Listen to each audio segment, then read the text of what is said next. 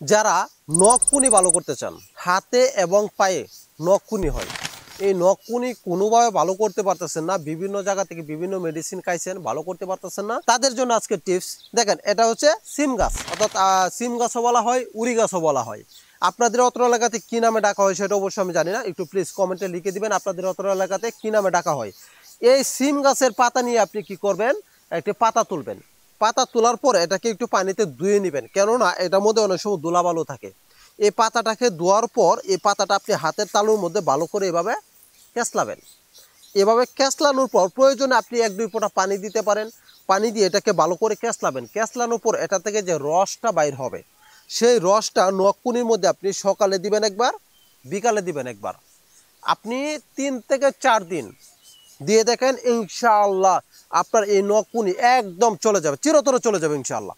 এটা পরীক্ষিত ট্রিটমেন্ট। এটা আপনার কতটা কার্যকরী আমি বলি। কিছুদিন আগে আমার কাছে একটা রুগী আসছে, সে আমার ভিডিও দেখে উনি এইভাবে দিছিল। দেওয়ার পর তার সবগুলি আঙ্গুলের মধ্যে এরকম নখকুনি ছিল, আঙ্গুলের গোড়াগুলি মানে একেবারে নষ্ট হয়ে গেছে।